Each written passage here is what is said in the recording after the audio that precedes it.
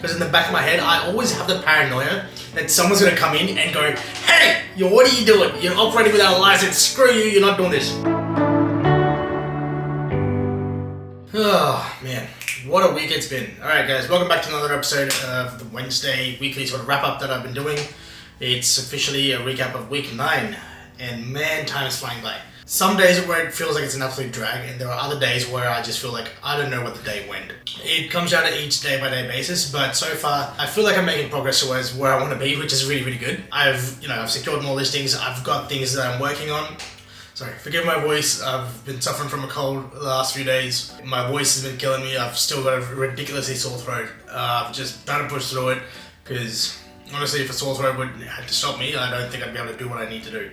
But anyway, what have I been picking up and learning about this week? Okay, so week 9, I've just been focusing on marketing. It's all the boring, mundane stuff. There's nothing exciting to tell you. Oh, one good thing that did happen is I did get my Queensland registration officially. So that's fantastic. I'm over the moon about that. So I'm finally a registered agent in Queensland and South Australia, so I can practice real estate both places. So I can officially sell property in South Australia and Queensland now. Oh man, that's been a big stress relief. So I've actually just been sitting quiet. I haven't been doing as much prospecting or any of that sort of stuff because in the back of my head, I always have the paranoia that someone's going to come in and go, hey, what are you doing? You're operating without a license. Screw you, you're not doing this. Even though technically I had a mutual license. My license out South Australia, it allowed me to, do all the real estate things here because I already submitted the application. So during that transition period, I'm allowed to practice under my South Australian license as long as it's active. But in the back of my head, I've always got the paranoia that someone's going to come and go, what you're doing is wrong, and I'm going to take it all away from you. I don't know why.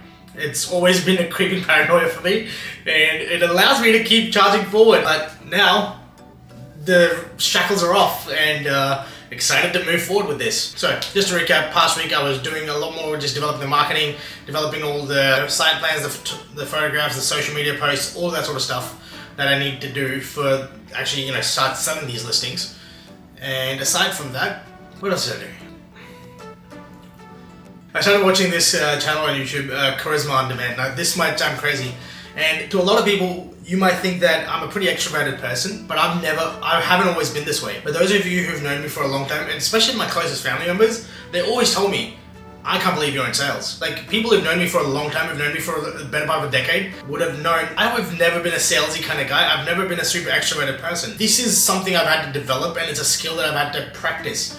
Naturally, I'm actually more of an introvert than I am an extrovert. Like, for me, I love to hobble down into my little office, as you can see, make videos, do the work, and just zone out.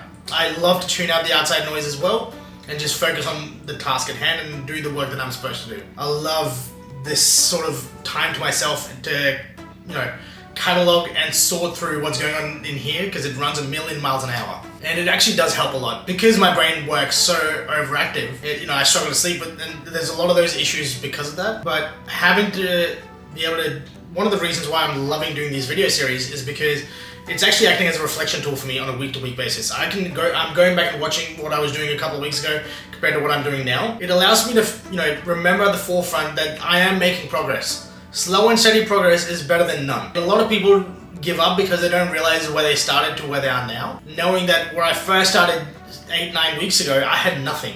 Now I have something. It's fantastic, and it really helps drive me forward into the future because I know that eventually this something will become something bigger and bigger and bigger.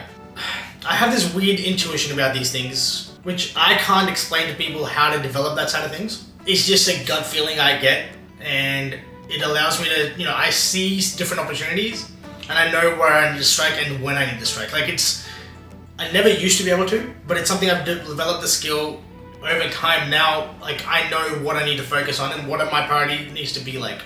What needs more of an attention going forward. I do rely on my intuition quite a bit because my intuition tells me which direction my energy is flowing into and where I need to pour more into. If I meet somebody and my intuition goes, you know what, they're better off as a colleague and keep them at the arm's length sort of distance, I 100% listen to that. Obviously, as you get to know people, you can develop that relationship, but sometimes those gut feelings when you meet some people, you gotta listen to those things.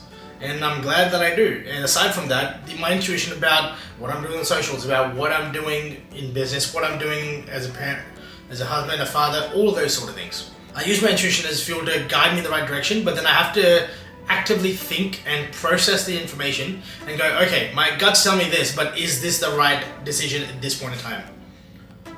And that's where the analytical brain has to come in, and you have to start thinking about, okay, let's start looking at the pros and cons. Let's start looking at what the long-term benefits, the short-term benefits, the costs involved in all of this, and what's going to be the best way to keep progressing forward. Like, is this going to get me closer to the goals that I want?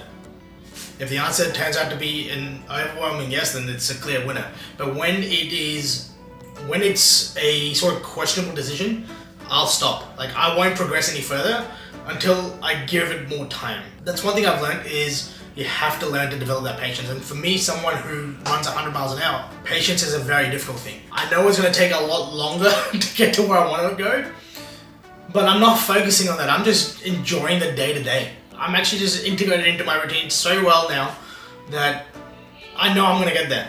It's just a matter of time, because it's building the compounding effects on a day-to-day basis.